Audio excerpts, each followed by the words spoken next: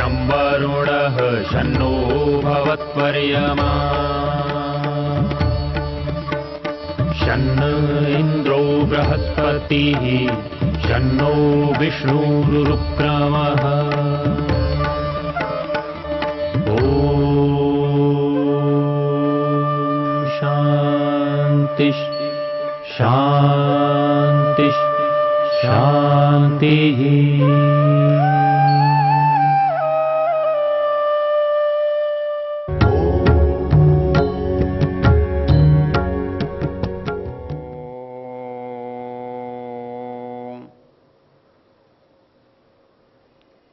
हम यजुर्वेद के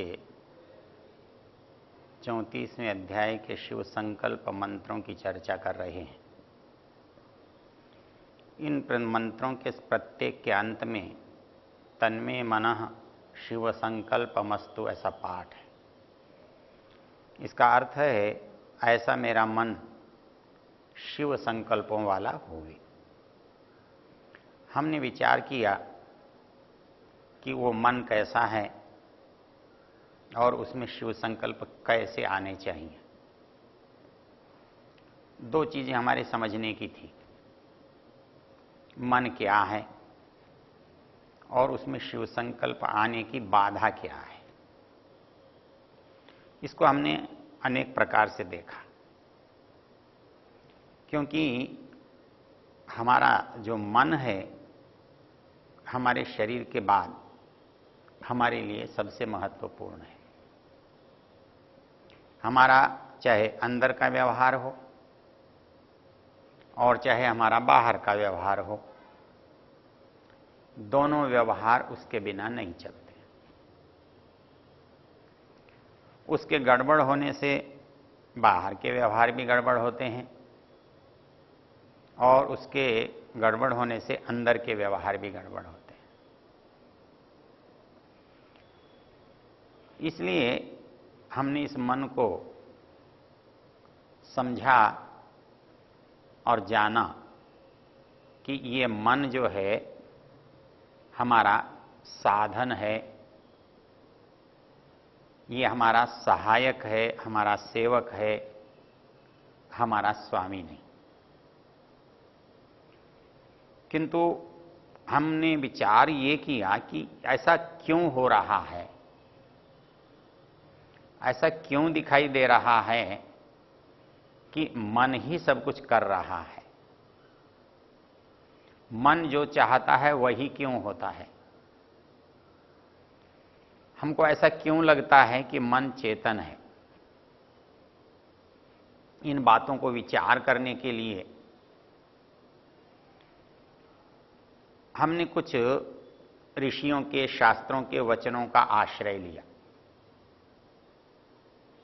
और उन वचनों का आश्रय लेते हुए हमने पहली बात ये देखी कि मन शरीर के जैसे साधन हैं, हाथ पैर आंख नाक कान,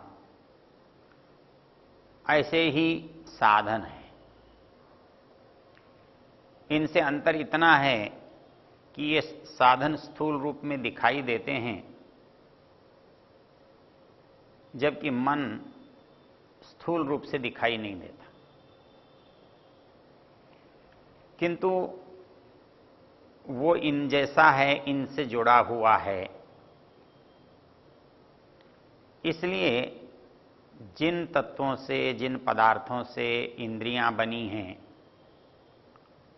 उन्हीं पदार्थों से मन बुद्धि चित्त का भी निर्माण हुआ है।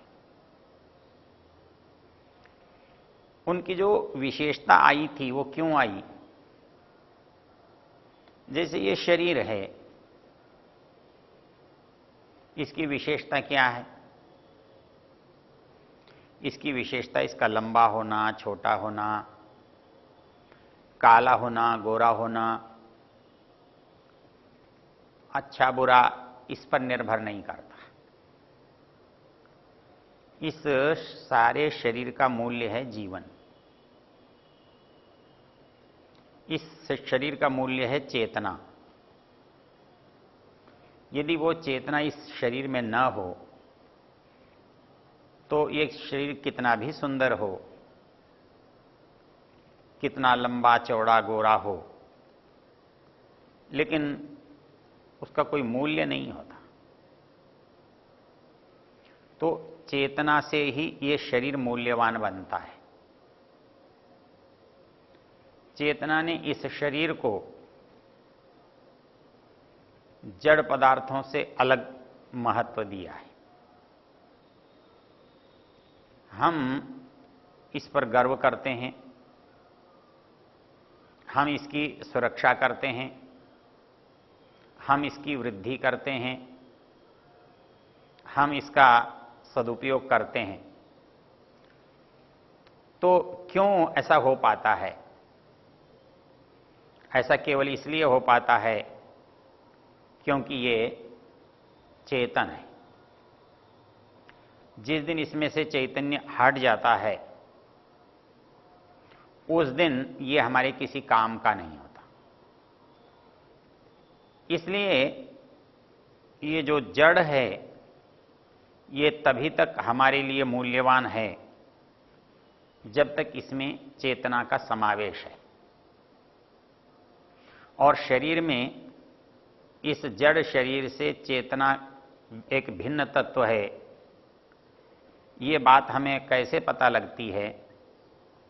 जब हम क्या देखते हैं कि ये शरीर, जिसे हम कहते हैं मृत हो गया, ये शरीर मर गया, तो उस परिस्थिति में पता लगता है कि इसके अंदर इसको जीवित रखने वाला कोई और तत्व था, और उस तत्व के रहने से ये जीवित लग रहा था, और उस तत्व के हट जाने से, समाप्त हो जाने से आज हम अनुभव करते हैं कि ये शरीर जड़ है, चैतन्य से रहित है, जीवन से शून्य है।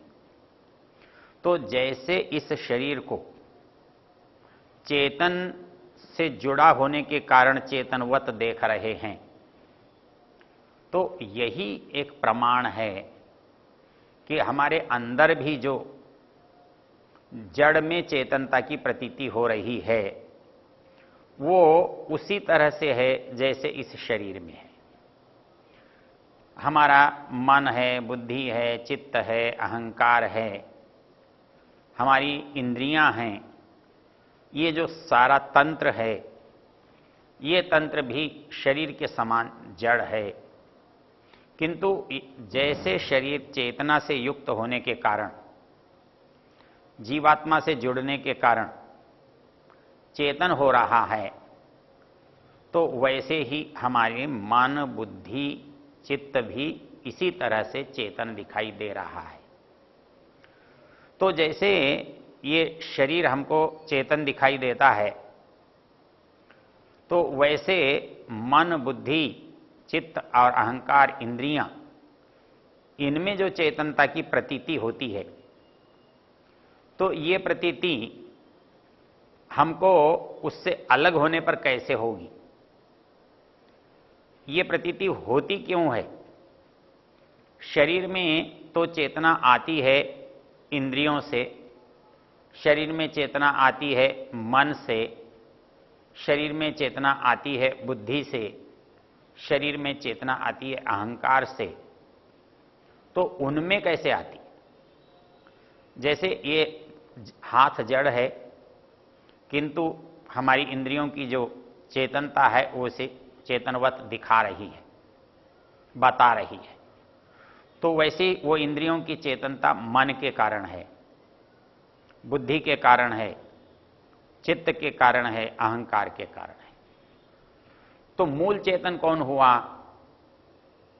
तो मूल चेतन वो आत्मा है, वो जीवात्मा है। तो जैसे इंद्रियों के शरीर के संयोग होने पर यह शरीर चेतन दिखाई देता है, वैसे ही इंद्रियों का मन से संयोग होने पर वो मन भी और इंद्रियां भी चेतन दिखाई देती हैं, और बुद्धि भी। तो इसका मतलब ये है कि जिस जिस से जो चीज़ जुड़ती जाती है, उसका गुण उसमें आ रहा है। तो वैसे ही सबसे पहले जो आत्मा के सबसे निकट है, इसलिए उसके अंदर आत्मा का गुण आता है, वो बुद्धि है। वो सबसे सूक्ष्म प्राकृतिक तत्व है और उस प्राकृतिक तत्व में चैतन्य का जो आदान प्रदान हो रहा है, आदान प्रदान में इसका अभिप्राय क्या है कि बुद्धि या मन आत्मा को कुछ दे रहा है। आत्मा चैतन्य दे रहा है। आत्मा की निकटता से, आत्मा के सन्निकर्ष से मन में चेतनता प्रतीत हो रही है। आत्मा को क्या मिल रहा है? आत्मा समझ रहा है कि चेतन मैं हूं, तो इस मन की चेतनता से यह लगता है कि यह मन मैं ही हूं, ये बुद्धि मैं ही हूं। जैसे स्थूल परिस्थिति में मैं समझता हूं कि ये शरीर मैं ही हूं। तो ये जो अत्यंत निकटता है, इसने दो भिन्न वस्तुओं को एक स्थान पर खड़ा किया हुआ है और वो दोनों एक जैसी दिखाई दे रही हैं। इसको हमने समझने का कल यत्न किया और हमने इसे पृथक कैसे है ये जाना।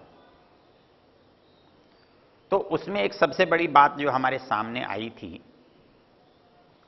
ये यदि चेतन होता, मन यदि चेतन होता, बुद्धि यदि चेतन होती, तो चेतन जो है वो स्वयं को जानता है। तो क्या मन स्वयं को जानता है? मन स्वयं को नहीं जान सकता,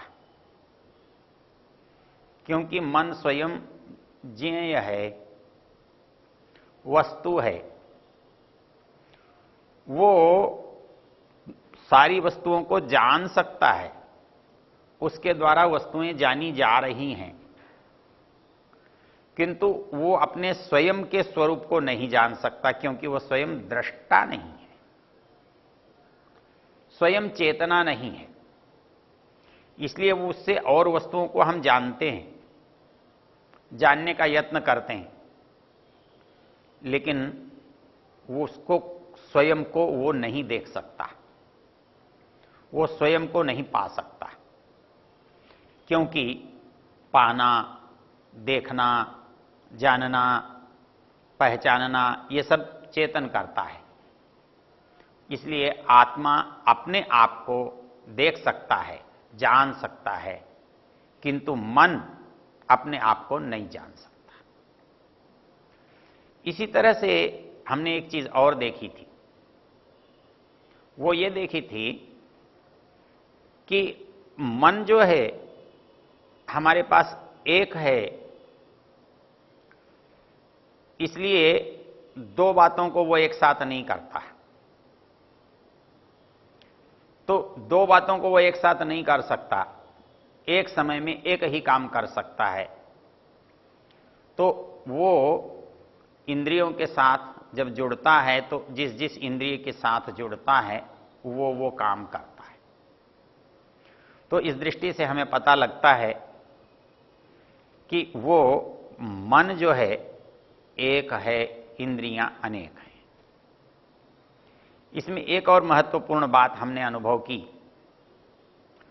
वो बात ये अनुभव की थी कि जैसे इंद्रियों के विषय जो हैं,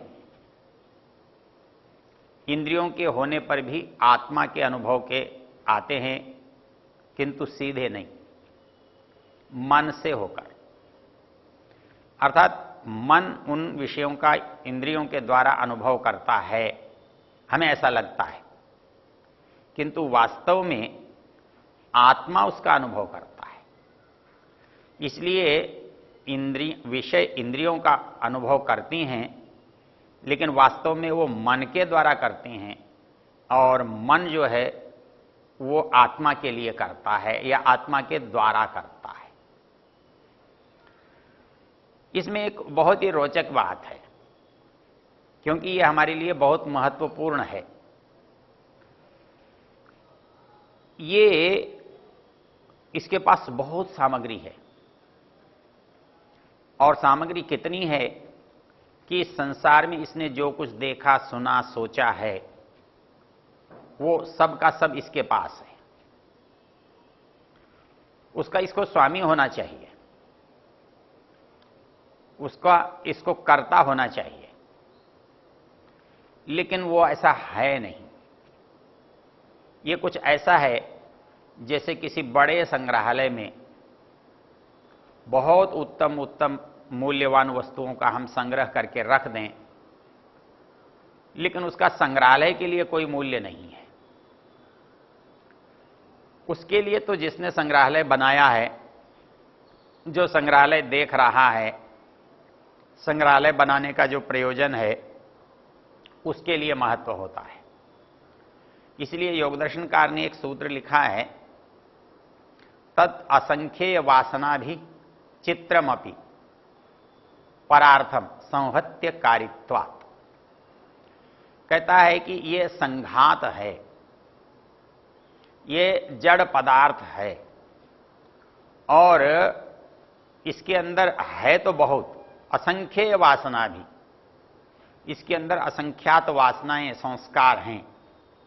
इसने आज तक जितने काम किए हैं, जितने दृश्य देखे हैं, जितना विचार किया है, जितनी बार किसी चीज को सोचा है, वो सब का सब इस चित्त में संग्रहित है।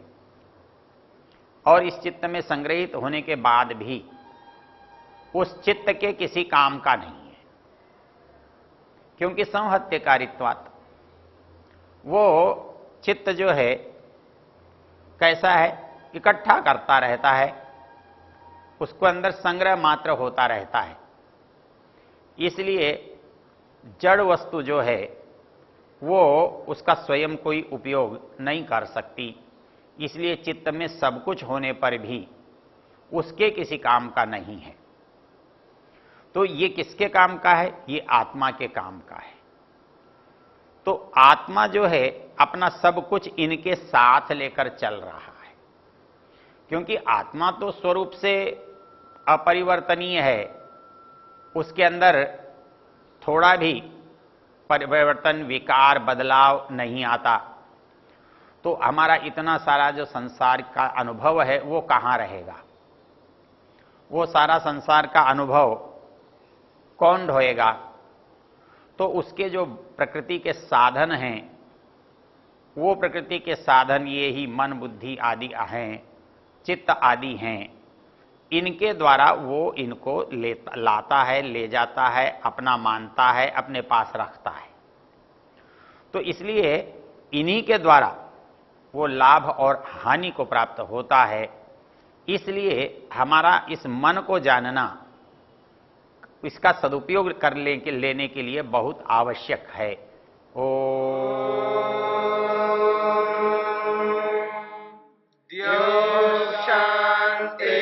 शांतिरंतरिक्षं शांतिर्पृथिवी शांतिरापः शांतिरोषधयः शांतिः वनस्पतयः शांतिर्विश्वे देवा शांतिर्ब्रह्म शांति सर्वं शांति शांतिरेव शांति शांति।